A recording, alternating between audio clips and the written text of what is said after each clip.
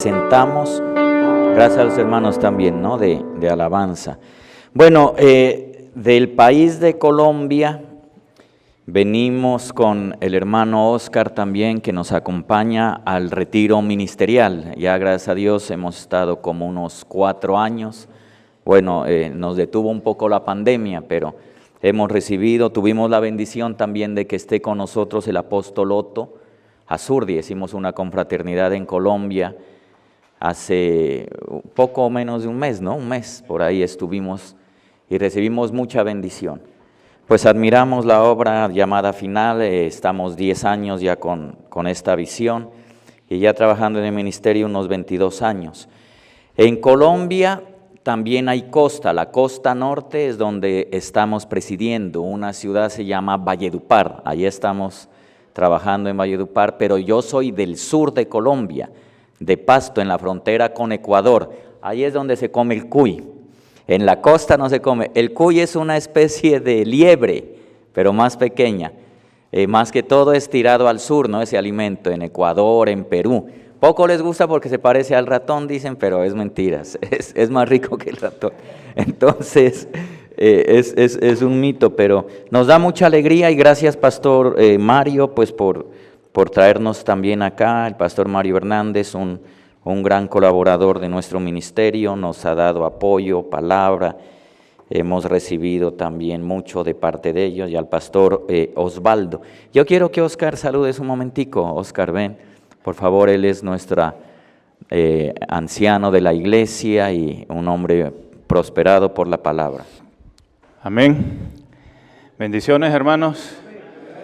Qué alegría poder venir a compartir con ustedes. No esperábamos venir por estos lugares, pero el clima para nosotros es muy acogedor porque se parece mucho a la ciudad donde venimos.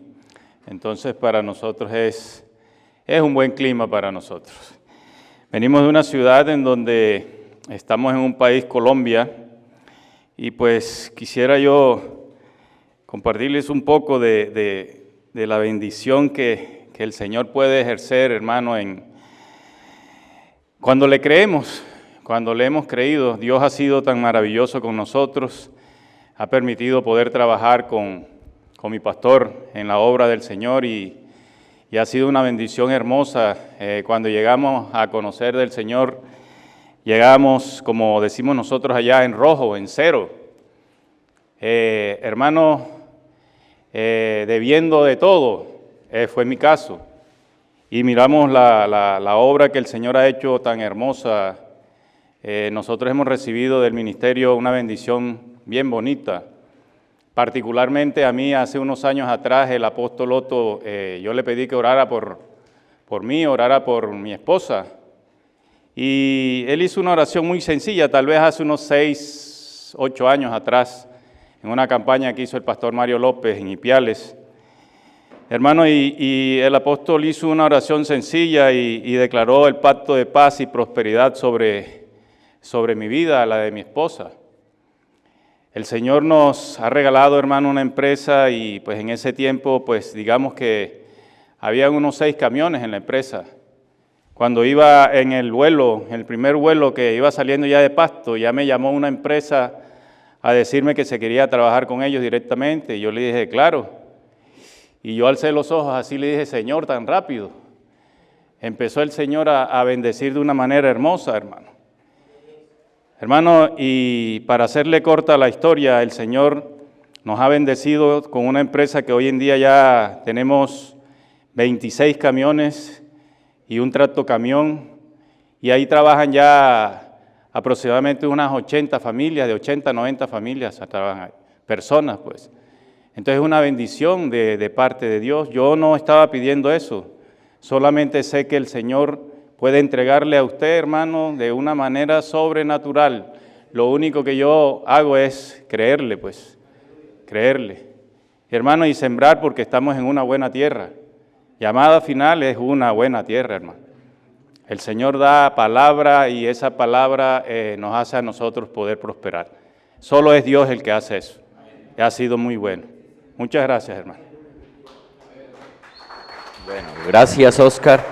Un testimonio poderoso y Dios ha sido bueno.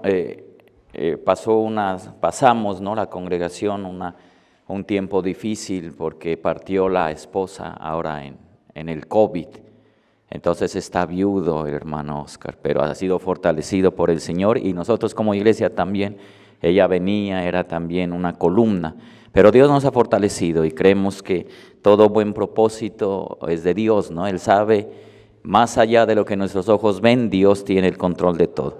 Bueno, le doy gracias a Dios por esto. Yo quería hablarles acerca de lo importante de conservar la experiencia de ese toque de Dios en nuestras vidas. Resulta que la gran mayoría de nosotros, y a mí me halaga mucho pues ver esta reunión de varones, estaba viendo unas cifras, imagínense que cuando el Padre viene a Cristo, el 93% de las familias seguirán cuando el Padre viene a Cristo.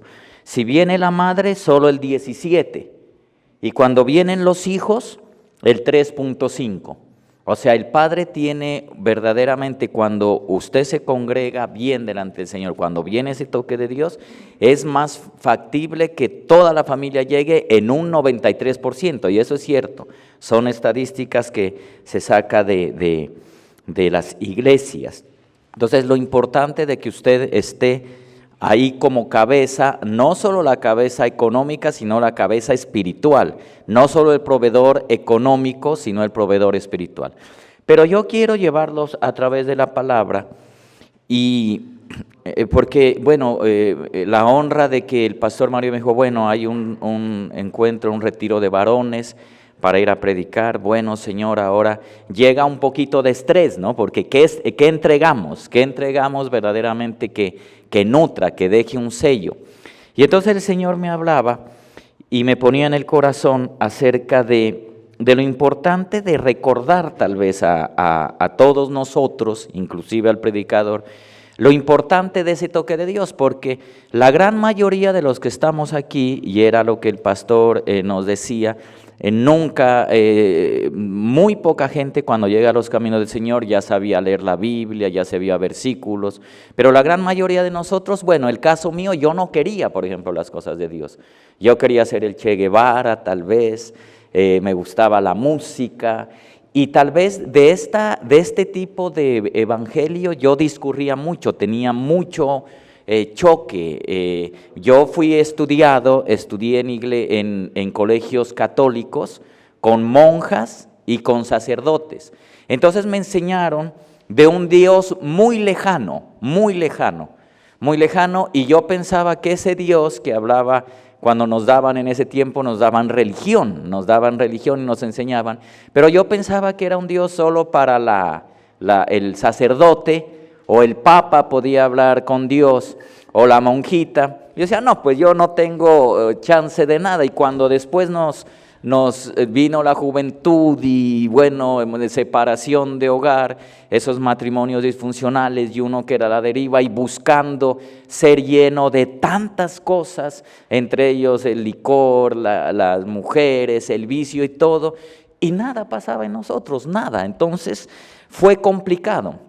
Habíamos medio ojeado la Biblia, pero una vez, y yo creo que eso le ha pasado a la gran mayoría de nosotros, hubo un toque de Dios, un encuentro de Dios, casi sin teología, porque el primer encuentro con Dios, por ejemplo el caso mío, fue, yo no quería ir a la iglesia, no quería ir, era músico yo en el mundo, allá en mi tierra, de una música latinoamericana, mucho embriagarme. Entonces llegué un día de la madre, me acuerdo, con serenata mi mamá.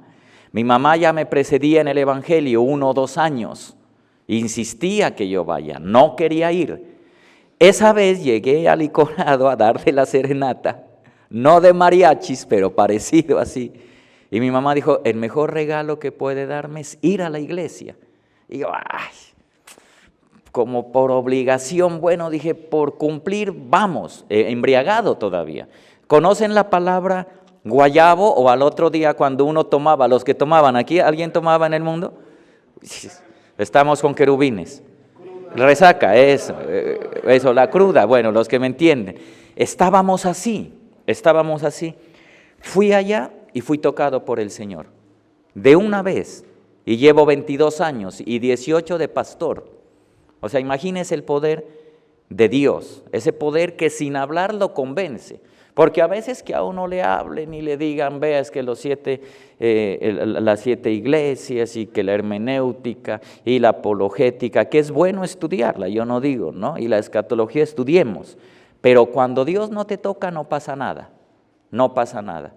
Y yo veo que hay 2 tipos de conocimiento en la Biblia, para que usted lo comprenda un poquito, introduciendo nomás. Por ejemplo, hay un conocimiento que en el griego se utiliza la palabra gnosis, y ese conocimiento gnosis es un conocimiento que viene producto del estudio, está bien, y a veces la teología nos lleva a ese conocimiento bíblico, entonces hay herramientas, la teología te da herramientas como la hermenéutica, que es la ciencia de la interpretación, la escatología, la homilética, cómo hacer sermones, ¿sí? Y todo estas herramientas que dan. Es un conocimiento, pero gnosis. Es un conocimiento que viene a través de la erudición, ¿sí? Es un proceso académico hasta llegar a un conocimiento de un tema. Pero el conocimiento de Dios, que es el que nosotros, no sé si usted tenga la experiencia, le voy a compartir las experiencias personales y experiencias de Cristo, camino al Calvario, que sin hablar,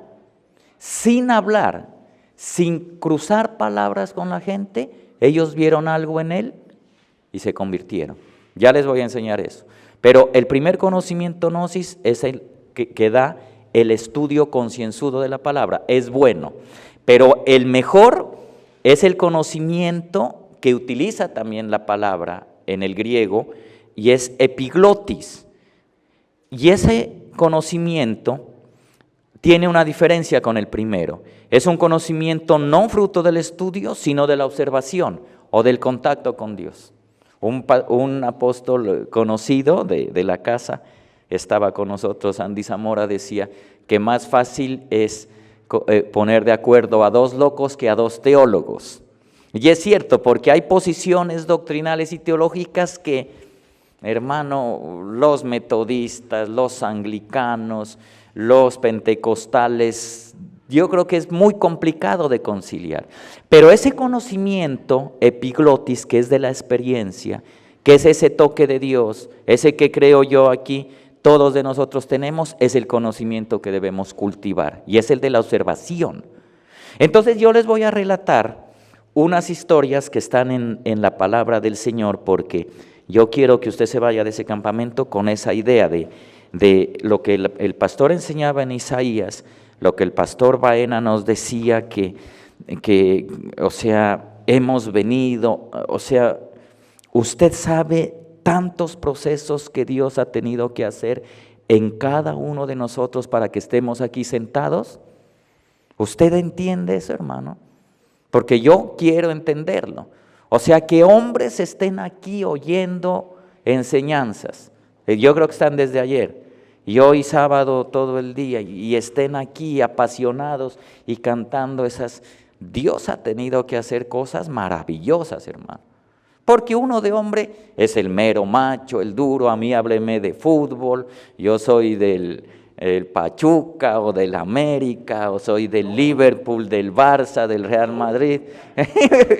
Sí, y eso es lo que nosotros cultivamos, pero que un hombre, por ejemplo, y eso es lo que no hay que perder, que nuestro corazón no se endure, que las lágrimas nuestras remojen nuestro corazón duro. Qué lindo ver a un hombre llorando todavía en la presencia de Dios, cosa que se ha perdido, ¿no? Usted sabe quién es Albert Einstein, sí sabe, él decía, el hombre solo es grande cuando está de rodillas. Él decía eso, el hombre. Pero a mí me halaga mucho esto, ¿no? Ver hombres, pues varones, esos sí, mero machos, pero bien machazos buscando a Dios, ¿no? Buscando a Dios, levantando manos, cantando. Es maravilloso, me parece a mí algo maravilloso. Pero Dios ha tenido que hacer un proceso de derribar tanto argumento, hermano. Tanto argumento. El argumento machista, decir, no, si eso de la iglesia, eso es para las mujeres, vaya usted y me cuenta. Yo aquí me quedo viendo el partido de fútbol, me cuenta. Y vaya con los niños, ¿no? Y, sí, y me cuentan. Entonces Dios ha hecho algo poderoso y ese es el misterio del toque de Dios. El misterio del toque de Dios, que usted debe reconocerlo, que a veces no lo hemos sentido, porque es Él el que nos ha convencido. Una oración de avivamiento que hizo un pastor, predicador famoso a finales del siglo XIX, en Ciudad de Gales, llamado Robert Evans, se llamaba él. Él oraba de esta forma, le decía, Espíritu Santo, dobléganos, decía. Y le dio pues 100,000 personas en la Ciudad de Gales. Eso produjo un avivamiento, un despertar espiritual en Gales, Escocia, Inglaterra. Y trajo también para estos lados, pues después con el avivamiento de Azusa. Pero eran como unas mechitas que se prendían de fuego de Dios. Pero esa es la oración de Robert Evans. Dobléganos, Espíritu Santo. Y yo veo hombres doblegados por el poder del Espíritu Santo. Porque es complicado pues que vengan y entreguen estos tiempos al Señor, ¿no? Es complicado, yo los veo. ¿Por qué? Porque Dios actúa así. Dios actúa así, con ese conocimiento a través de la observación. No le digo que no estudie. Yo personalmente he estudiado la teología, estudié un tiempo, pero no suple la experiencia del contacto. No suple, por ejemplo, lo que Job decía de oídas, mas ahora mis ojos te ven. Entonces nosotros vivimos la experiencia complicada, se nos van los seres queridos, vivimos experiencia.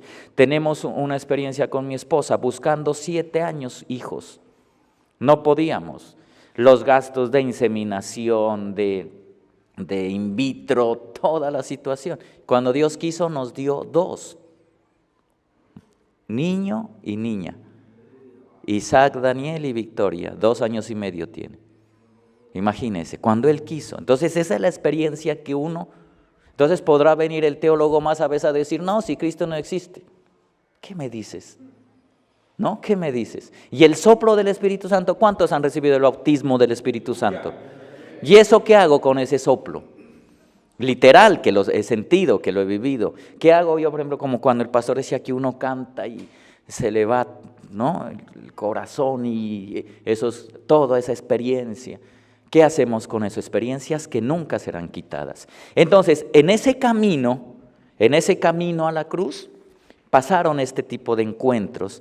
Y me gusta porque el Señor no los evangelizó. Él no habló y le dijo, mira, tienes que creer en mí, sino que era el poder que emanaba de Él. Era el poder, sin palabras. Y la primera historia está en, permítame aquí, a ver. Está en Mateo 27, 15 al 26. Les voy a ir relatando. Mateo 27, 15 y 26. Dice, ahora bien, en cada fiesta el gobernador acostumbraba a soltar un preso al pueblo, el que ellos quisieran, y tenían entonces un preso famoso llamado Barrabás. Por lo cual, cuando ellos se reunieron, Pilato les dijo, ¿a quién queréis que os suelte, a Barrabás o Jesús, llamado el Cristo? Porque él sabía que le habían entregado por envidia. Entonces la historia usted la conoce, sencillamente Pilato, aunque no crea, dice la Biblia más o menos que oía de buena gana a Jesús, o sea, no quería él matarlo, Pilato no quería. Y por eso él utiliza este recurso de presentarles a un ladrón bien malo, porque él dice, no, pues los voy a comparar, era la usanza que se daba era, bueno, para calmar al pueblo, a este pueblo, vamos a colocar que escojan ellos entre los dos. Pero Barrabás sí era, tal parece que Barrabás era un hombre levantado en armas, una persona que sí tenía como la característica de ser crucificado. Pero resulta que no, que el pueblo instigado por otros no querían que Barrabás sea suelto. Y usted conoce la historia, lo escogen a Cristo. Y aquí dice, esto dice, y tenían entonces un preso famoso llamado Barrabás, por lo cual cuando ellos se reunieron, Pilato les dijo, ¿a quién queréis que os suelte? Pilato estaba convencido que lo iban a soltar a Barrabás. Él estaba convencido. Sin embargo, esta gente estaba persuadiéndolos para que lo acusen a Jesús. En el versículo 19 dice, y estando él sentado en el tribunal, su mujer, ¿la mujer de quién? De Pilato, Le mandó aviso diciendo: no tengas nada que ver con este justo, porque hoy ha sufrido mucho en sueños por causa de él. Entonces la mujer de Pilato, sin tener ese encuentro directo con Jesús, ya tuvo algo importante, y fue que soñó con el Señor y le mandó a dar aviso a Pilato, porque ella no podía ir, y le dice: no tengas nada que ver con este justo, porque hoy ha sufrido mucho en sueños por causa de él.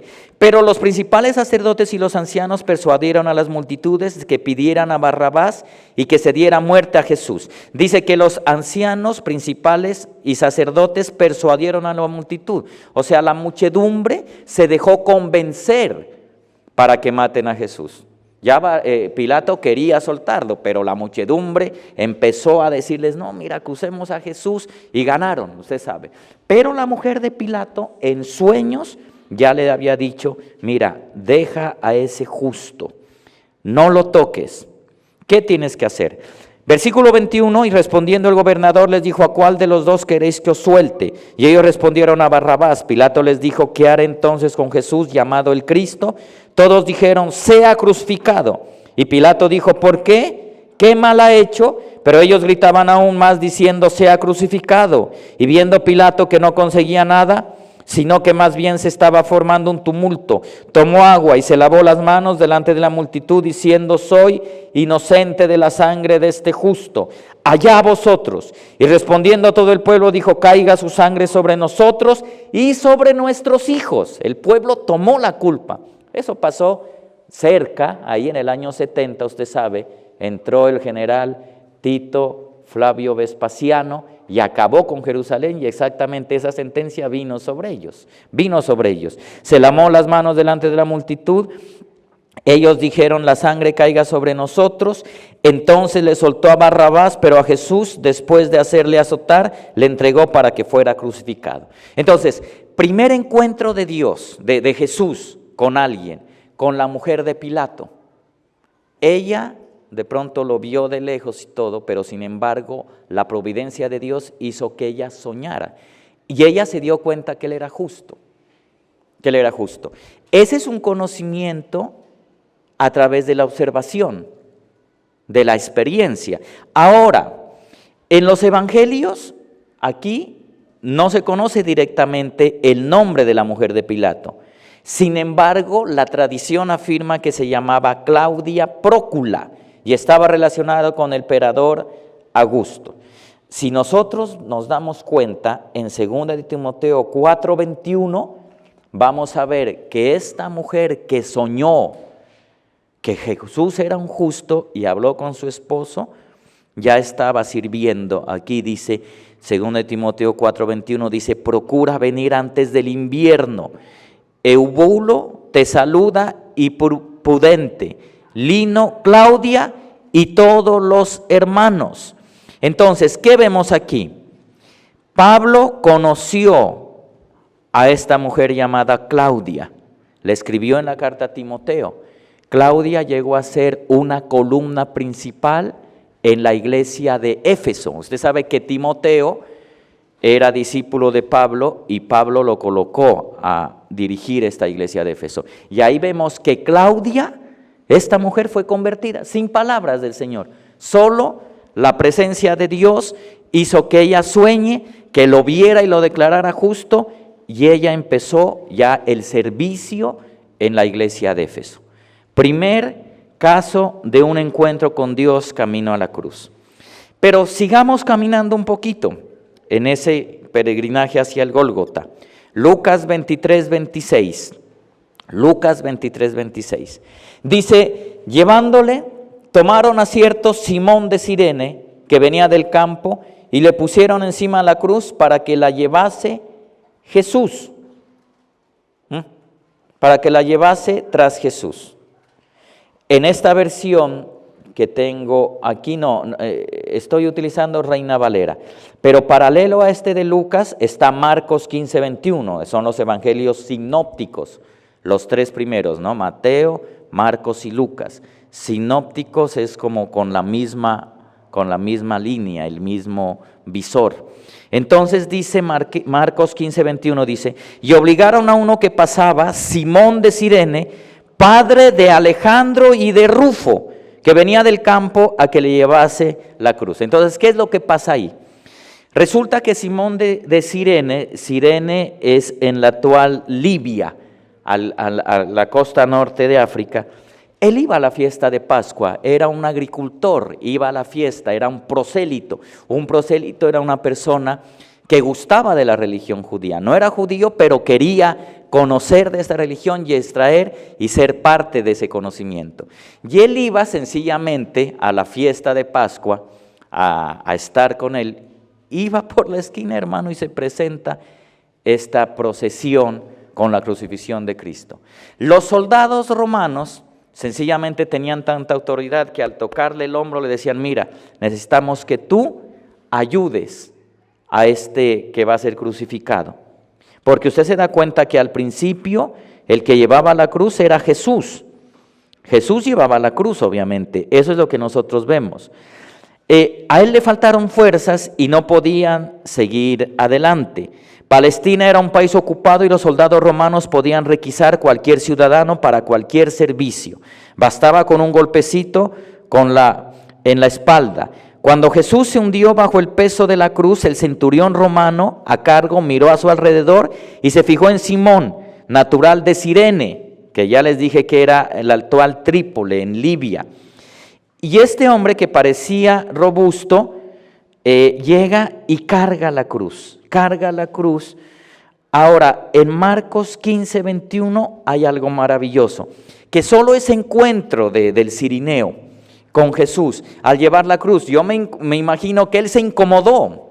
Él se incomodó porque dijo: no, yo vengo a la fiesta de Pascua y me colocan aquí a cargar la cruz.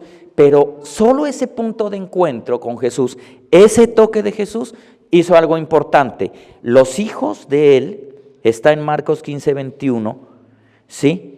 Dice que Simón era el padre de Alejandro y de Rufo. Los hijos de Simón Cirineo eran conocidos en la comunidad a la que Marcos dedicó su evangelio, que se cree era la iglesia de Roma. Entonces, ¿qué sucedió ahí? El segundo encuentro camino al Calvario con el Cirineo hizo que los dos hijos de este hombre tengan un encuentro con el Señor y servían en la iglesia de Roma. Entonces vamos haciendo el recuento. El primer encuentro del Señor con Claudia, la esposa de Pilato, hizo una conversión en ella, de tal forma que ella servía en la iglesia de Éfeso. Imagínese ese conocimiento y ese impacto de la presencia de Dios. ¿Y por qué le quiero remitir eso? Porque eso ha pasado con nuestras vidas.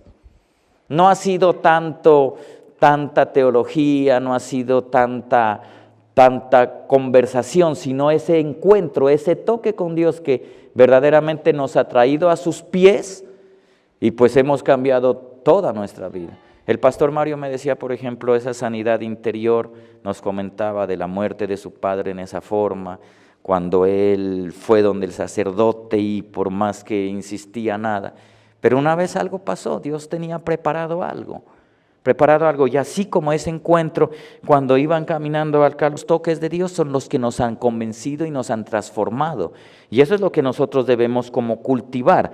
Romanos 16:13 dice: recuerdos a ese noble cristiano que es Rufo y a su madre, que me trató como a un hijo. Después de un tiempo el apóstol Pablo estaba reconociendo que Rufo y su madre eran columnas de la iglesia de Roma. ¿Qué impacto de Dios? ¿Qué es lo que le quiero dejar? Ese toque de Dios, ese encuentro, que usted hoy haga un momentico de memoria cuando usted no quería, cuando usted estaba muerto, como yo, en los delitos y pecados, y Dios nos sacó de ese reino de las tinieblas a su luz admirable. Nos limpió, nos cambió de trajes, éramos gente sin valor, un pueblo acusado en las borracheras, en todos estos problemas que el pastor Mario nos acabó de nombrar, y que verdaderamente hay que seguir trabajándolos. No hay que tener el temor de decir, yo sé que aquí muchos no levantan las manos, pero son lo que hay adentro, porque el proceso está continuando, pero ha habido un encuentro con el Señor, y Dios ha hecho de cada uno de nosotros vasos útiles en sus manos, vasos de honra.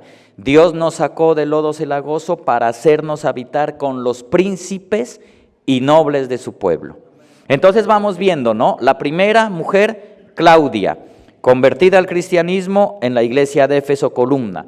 Los hijos del Cirineo, Rufo y Alejandro, principales, y la mamá también en la iglesia de Roma, servían, ¿sí? Pero esta sí me apasiona más. Esta es usted lo ha visto, pero yo sé que el Señor le va a hablar ahora. Y es el malhechor en la cruz. Este malhechor en la cruz. Pasa algo poderosísimo con este malhechor en la cruz. Lucas 23, 39, 43. Entonces me llama la atención, usted vaya haciendo, pongamos un poquito de imaginación. Bueno, el Señor apresado en Getsemaní, llevado al pretorio con Poncio Pilato, la mujer se convierte sin palabra, solo el toque de Dios, el milagro de Dios del nuevo nacimiento. De ahí prosigue y llevaba la cruz y se convierte el Cirineo y toda su familia, sin palabras, solo el impacto. Imagínese lo que salía del Señor, la observación. Pero después resulta que cuando él ya estaba en la cruz, Lucas 23, 39, dice que uno de los malhechores que estaban colgados le injuriaba diciendo: si tú eres el Cristo, sálvate a ti mismo y a nosotros. Respondiendo el otro le reprendió diciendo: ¿ni aún temes tú a Dios, estando en la misma condenación? Nosotros a la verdad justamente padecemos porque recibimos lo que merecieron nuestros hechos, mas este ningún mal hizo.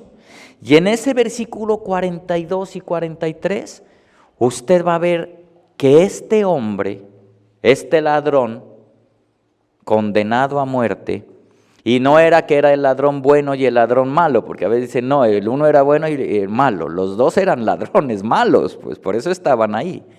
Pero él vio todo el plan de salvación. El ladrón vio todo el plan de salvación. El Señor le reveló ahí. En la cruz le reveló todo el plan de salvación. Veamos qué vio el malhechor. ¿Qué vio el malhechor? Solo estos dos pasajes, versículos 42 y 43. En la Reina Valera antigua, en las versiones antiguas, porque quiero dejar marcado esto, en la de las Américas y en la versión Reina Valera del 60 no aparece. Pero Reina Valera del 69, de 1569, por ejemplo, dice: y dijo a Jesús: Señor, Señor, acuérdate de mí cuando vinieres en tu reino. Reina Valera de 1865 también: y dijo a Jesús: Señor, acuérdate de mí cuando vinieres en tu reino. Y en la Reina Valera Gómez también: y dijo a Jesús: Señor, acuérdate de mí cuando vengas en tu reino. En las versiones inglesas, obviamente, Lord. ¿Por qué le hago colocar? Porque en el versículo 42, por ejemplo, en esta versión que yo tengo, en la de las Américas, no dice Señor. ¿Quién tiene alguna Biblia que diga: y dijo a Jesús: Señor, acuérdate de mí? ¿O no? ¿No tenemos ninguno esa versión? ¿Sí la tiene? ¿Cómo dice, hermano? ¿Esa cuál versión es, perdón? Esta es la Reina Valera, Valera 1602, purificada. Eso, listo. Entonces esas versiones antiguas sí le colocan Señor. Entonces, este era el hombre, en la cruz era el hombre con más fe que hay. Yo considero que era el hombre con más fe. Primero, lo llamó Señor. Ahora, usted puede decir, no, pero él era el Señor. Hermano, nosotros ya lo conocemos como Señor, por todo lo que hemos vivido, pero el ladrón estaba en la misma condición natural que el ladrón. Sin embargo, él lo ve como Señor. Pero hay algo importante: nadie puede llamar a Jesús Señor si no es por el Espíritu Santo. O sea, este ladrón tenía la revelación ahí ya. Imagínese, 1 Corintios 12:3 dice: por tanto, os hago saber que nadie que hable por el Espíritu de Dios llama anatema a Jesús. Y nadie puede llamar a Jesús Señor sino por el Espíritu Santo. Entonces, ese ladrón en la cruz, imagínese ese conocimiento de Dios ahí en la cruz, ya tenía el Espíritu Santo, porque lo llama Señor. ¿Quién le reveló eso? Ese es el conocimiento. Porque, como decía el pastor Vaina, por ejemplo, uno llega, hermano, y no sabe coger la Biblia ni por dónde. No entiende nada y Dios, el Espíritu Santo de Dios, le va revelando. Hasta que a nosotros nos ha puesto en punto de reconocerlo como Señor. Pero eso es porque el Espíritu Santo está dentro de nosotros. Entonces, ese ladrón de la cruz sí se dio cuenta que Él era Señor, ¿sí? Y nadie puede llamar a Jesús Señor si no es por el Espíritu Santo. Entonces, ese ladrón tenía el Espíritu Santo. Pero también dijo, acuérdate de mí. Vamos por pedacitos. Dijo a Jesús, acuérdate de mí. Jesús estaba a pocas horas de morir. Un muerto no se puede acordar de nadie. ¿Cómo así acuérdate de mí? ¿Sabe qué creyó el ladrón en la cruz? Él creyó en la resurrección. Él ya estaba creyendo en la resurrección. Por eso dijo, acuérdate de mí. Si él no hubiera creído en la resurrección, no hubiera dicho nada. ¿Qué va a decir? Si ya comamos y bebamos, que mañana moriremos. Pero él dijo, Señor, te veo como Señor, acuérdate de mí. Cuando vengas, ¿qué vio cuando vengas? La venida. ¿Qué opina de ese ladrón? Todo el plan de salvación. Acuérdate de mí, cuando vengas, Jesús estaba a la par. Él creyó que se iba a ir el ladrón y que iba a volver. Ahí está toda la teología encerrada. El ladrón de la cruz está hablando ahí de la venida del Señor, del principio doctrinal de la resurrección, ¿sí? Lo ve a Él como Señor, como suprema autoridad. Y cuando vengas en tu reino, lo vio como rey. ¿Cómo hizo? Hágame usted ese favor ahí. Usted. ¿Cómo hizo Él para ver todo eso, hermano? Lo vio como Señor. Lo vio que iba a resucitar. ¿Sí está de acuerdo o no? Lo vio que iba a venir. Y lo vio en su reino como rey. Y estaba al mismo nivel de malhechor. Y Él lo vio, el ladrón. Ese es el conocimiento que le digo que nosotros debemos buscar del Señor. Solo lo da el Espíritu Santo. No le digo que no estudie. Hay que estudiar la palabra de Dios. Pero este conocimiento es el conocimiento práctico. Ese conocimiento de encuentro. Ese conocimiento de humillación cuando soy tocado de Dios. Porque Dios todavía habla. Dios habla. Usted tiene que afinar el oído para que Dios le hable. Porque ahora como hay corrientes, yo creo que la apostasía que habla la palabra es doctrinal. Ahora hay muchas iglesias y dicen, ¿no? Que Dios me dijo. ¿Qué es que dices? No, Dios habla. Ahora se está utilizando el cesacionismo. O sea, los dones ya no funcionan, los ministerios tampoco, eso fue para la época, ni todo, eso toca tener cuidado, apostasía doctrinal. Sin embargo, el ladrón en la cruz me maravilla porque sin tanto concepto, sino con un conocimiento, un toque de Dios, por eso le digo, solo Dios basta con tocarnos. Esa fue mi experiencia, usted me puede contar la suya, yo no quería esto, hermano. Yo no quería. ¿Qué ha hecho Dios para dejar? Yo vivo lejos de mi familia en mi tierra, en Colombia. Mi familia vive en el sur, yo vivo al norte. Mi familia ahora es la iglesia. Ahí vivo solo con mi esposa y mis 2 hijitos. Y ellos son. Y que Dios haga todo eso. Y Dios ha hecho muchas cosas, pues como que un colombiano en una condición podamos nosotros venir a estas tierras, ¿no? Es complicado. Es verdaderamente complicado. Primero, así hablando, que nos den la visa. Que, uy, ¿y qué lleva ahí? ¿Cuántas libras? De café. ¿Sí? Entonces, eso es de una, hermano. ¿Sí? Con imposibilidad de uno cuando va a sacar eso a uno le... Y cuando yo dije, no, yo quiero ir... No quería, pues, obviamente, ya estando aquí uno conoce, pues, las maravillas de Estados Unidos. Es el país más lindo del mundo, pues es así, ¿no? Más prosperado, todo eso es cierto. Pero pues yo decía, no, yo quiero ir a recibir, yo quiero a sentir esa presencia. Y me gusta la historia, el pastor Mario nos llevó, ¿no? A Huntington Park, donde empezó, ahí tengo el video, después al Inglewood, ¿no? Hicimos videos por esa esencia que hay que... Y yo decía, y nos presentamos, por ejemplo, para la visa, solo a punta de oración, porque tal vez no hubiéramos calificado tanto. Porque, ¿qué les conviene a los de allá al darnos la visa? Que uno allá sea bien prosperadísimo, pues, para que no se venga a quedar acá, ¿sí? En ese tiempo pues todavía estábamos prosperados, pero no tanto como ahora. Y pasamos y el Señor nos dio y fui y vinimos. Y la otra es venir acá. Una cosa es dólar y otra es el peso colombiano.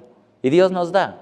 Por eso la bendición no de Dios. Allá hay un dicho en mi tierra, porque todo ha subido, el impacto global y la inflación es mundial. Entonces subió el queso, subió la carne. Entonces un pastor amigo decía, pero Dios nos va a dar aún para el queso más caro, Dios nos da para comprar queso caro. Amén, pues. Ese es nuestro Dios, un Dios grande y poderoso. Pero ese es el toque de Dios en nuestras vidas. Por eso yo solo le quiero traer ese que usted recuerde nomás, que recuerde así cuando, por ejemplo, el pastor Mario, esos primeros orígenes, cuando tal vez yo no quería, y él quería el sacerdote católico. Pero yo creo que lo evangélico a nosotros no nos cuadraba a nosotros. El caso mío, yo imagínese ir de guayabo, de resaca, sí, yo fui el primer día al culto que fui de la iglesia cristiana. Y antes me invitaban y me salía, porque mi cuñada me lleva tiempo y yo me volaba. A mí no, decía, ¿eso qué va a ser? Y opinando, y la alabanza no me gustaba tampoco, no, es mucha bulla, decía. Como yo fui criado, no, aleluya, eso de monjas, pues, y eso no es santo, decía, unas cosas. Imagínense lo que Dios ha tenido que derribar en cada uno de nosotros, argumentos, orgullos, para creer. Entonces, Claudia fue tocada sin palabras. El cirineo igual, ¿sí? Y este ladrón vio todo, pero hay otro personaje todavía, en camino al Calvario, hermano, también, que confiesa sin decir. Es maravilloso ese toque de Dios, es el que debemos pedirlos. Y está en Mateo 27:54. El centurión y los que estaban con él, guardando a Jesús, visto el terremoto y las cosas que habían sido hechas, temieron en gran manera y dijeron, verdaderamente, este era el Hijo de Dios. Estamos hablando de un centurión, un hombre valiente, o sea, un soldado romano, no es un maniquebrado y que hay. O sea, esos romanos eran un ejército potente. Y ver eso, hermano, ahora ese centurión era mínimo politeísta, adorador de Júpiter y todas esas cosas. Y cuando ese verdaderamente era el Hijo de Dios. Ese es el encuentro que deshace argumentos, el encuentro que nos ha convencido, que nos ha doblegado sin querer. Es maravilloso. Yo me acuerdo, por ejemplo, experiencias. El hermano Oscar ha bendecido mucho, pues, el Señor a su empresa. Y tú no te has de acordar, Oscar, bueno, de cosas, pero con la esposa como que eran bien católicos, porque yo me acuerdo una vez alquilamos una casa para la iglesia y pues tocaba construirla y ellos llevaron cadenas de oro, fuimos a vender todo eso, eso fue lo que, pero unos crucifijos, eso eran del Papa, unas cosas es unas cosotas así. Eso nos sirvió, ¿no? ¿Te acuerdas? Que eso, hasta yo fui, vamos a vender, a ver, para construir, pues. Nos dieron buen dinero, ¿no? Vendiendo eso. Y para que todo eso pase, hermano, todo eso, yo me imagino que eso era la colección de ellos, de los papás, ¿no? Que le dan a uno el rosario y todo eso. No, eso deshaga. Y a nosotros nos ha tocado así. Conceptos, argumentos, orgullos nos ha tenido que quitar. Porque a mí sí me halaga ver a hombres, ¿no? Así bien bigotones, mero machos, ¿no? Ahí humillados, es maravilloso, pues es lo que se necesita en la iglesia. Que nosotros tomemos la autoridad espiritual de humillarnos delante de Dios, de que todavía lloremos, ¿no? En la presencia de Dios, que ahora no lo hacemos. Y eso lo ha hecho el Señor. Por eso le dejó esta historia camino a la cruz. 4 personajes que sin querer queriendo fueron impactados con el Señor. Y sus generaciones siguieron sirviendo. Es ese conocimiento práctico, ese conocimiento no intelectual, sino del roce diario. Acabamos de vivir pandemias, tuvimos pérdidas de seres queridos, pero eso nos ha alimentado para creer en el Señor, para acercarnos más. No debemos llenarnos de temores, así como dice el pastor de allá, no, pues si el queso está caro, Dios nos da para queso caro, pues, amén, porque si nos vamos a llenar de temores y vivimos bajo ese principio, ese pacto, ¿no? Que nosotros hemos creído en el pacto de paz y prosperidad. La iglesia, gracias a Dios, hemos avanzado, ya tenemos el lugar para construir y ahora vamos a arrancar, pues, en el nombre del Señor con la construcción. Un templo para unas 500 personas. Porque la gente, no, pero es que no se puede. Sí, es que Dios es el dueño del oro y de la plata. No, y van a empezar a construir en esta inflación y allá en Colombia que tenemos ahora a presidente de izquierda. Sí.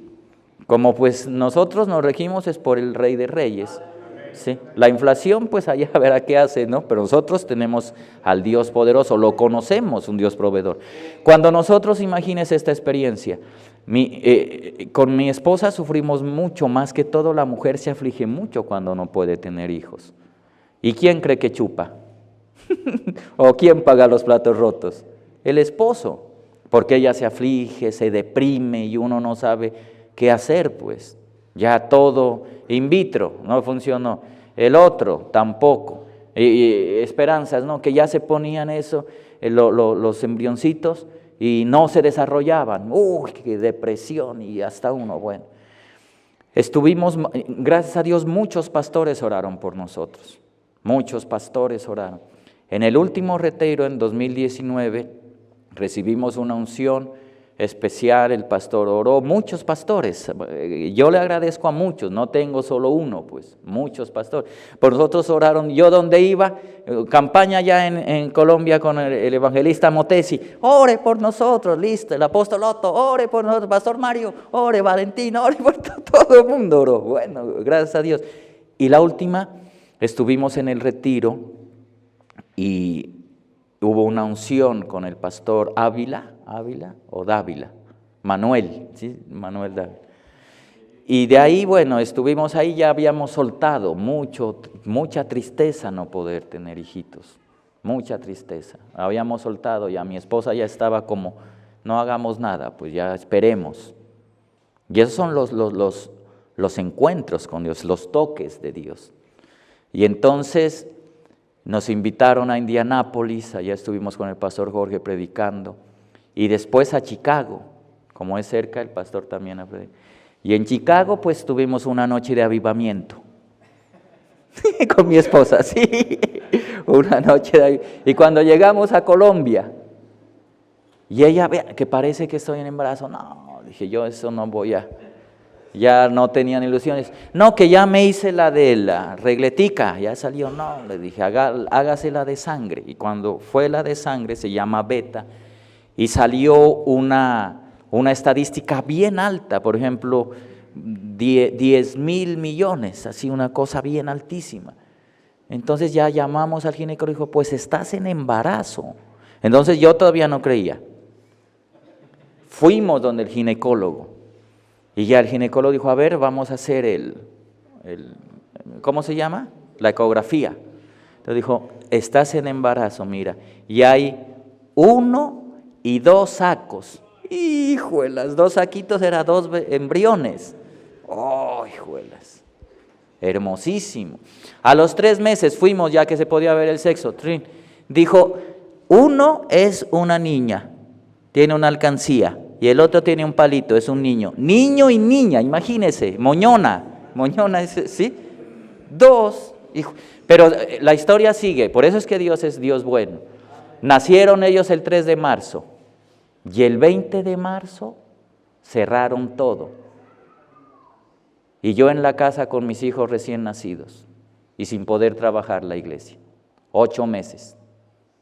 Y ahora, ¿quién podrá ayudarnos? Yo, y Señor, y ahora quiero ir a trabajar a la iglesia para recibir los recursos, pues, para mis hijos, los pañales, la comida. ¿Qué hago ahí? Ya cerrado. Y entonces empezamos a transmitir. Y estaba buena, y las ofrendas. Y entonces el Señor, que es bueno, la gente así como los cuervos de Elías nos llevaban. No podíamos salir porque al principio fue exagerado. Un pánico, y con los niños, y nos llevaban las ofrendas, nos llevaban pescado, era hermosísimo. Así pasamos 8 meses sin la iglesia abrir. Y Dios nos ha dado todo, pues nos ha dado, los niños ya están grandes. Ha sido muy bueno el Señor. Entonces esa es la experiencia. Solo es un poquito porque pues uno pretender enseñarles a ustedes es mucha vanidad con tanta palabra que ustedes ya conocen. Pero más que uno transmite es como esa experiencia de afirmarles, de ver, por ejemplo, que en el camino a la cruz el Señor no necesitó tanta palabra, sino una mirada o un contacto, un toque de Dios, porque Dios quiere tocarnos a todos. Dios es especialista. Cuando Dios tiene encuentro con el leproso, que un rabí toque un leproso, era, mejor dicho, sálgase de todo. No podía tocar a un rabí. Eso ya era el distanciamiento de la época. Y Jesús en Marcos llega y lo sana. Y después llega y lo toca. ¿Por qué cree que lo tocó si ya estaba sanado? Porque quería, ¿no? La sanidad, sanar tu corazón. Sí, por eso, porque el Señor hubiera dicho, no, a 3 metros, sánate y vete con el sacerdote. Pero Él da la palabra, sanidad, y ahí dice, lo tocó. Y ese es el toque que debemos buscar con el Señor. Ese toque que cambia vidas, ese toque que nos alienta para seguir a pesar de. Porque aquí sí, esto es para valientes, hermano. Ahí sí, el Evangelio no es para cobardes, es gente valiente. El hermano Oscar perdió a su esposa. Ahora en 1 año ya cumplió, ¿no? María, que nos dolió bastante, pero amamos al Señor y Él sabrá, ¿no? Y fue duro, o sea, tener que enterrarla y todo, y las hijas, porque nos criamos con ellos, pues llevamos ya 12 años, ¿no? Y vimos crecer. Pero Dios ha sido bueno, lo ha sostenido. Y ahora estamos orando por el reemplazo. Pero más allácito. ¿No? Sí. Pero Dios ha sido bueno. Entonces, eso es lo que solo quería transmitirles, esa experiencia con Dios, camino a la cruz. Y solo Dios nos ve. Déjese tocar. Ese orgullo a un lado. Dios es fiel proveedor, bueno, es sanador, es maravilloso. Hace milagros todavía, ¿no? ¿Usted cree que Dios hace milagros todavía o están escritos allá? Allá no, Dios todos los días hace milagros. Y el milagro más poderoso para mí es ese toque, ¿no? Ese toque. Pero yo cuando veo, digo, pero este de la cruz, ese ladrón, sin teología y todo, y ver todo eso,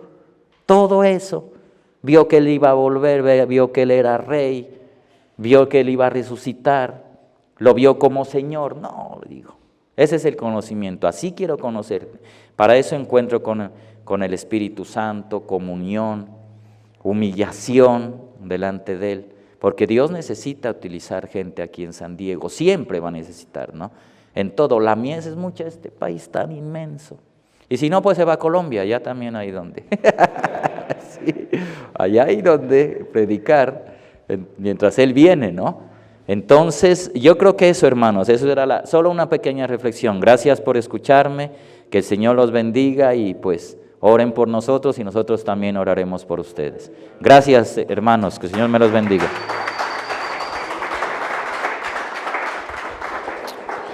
Gloria a Dios.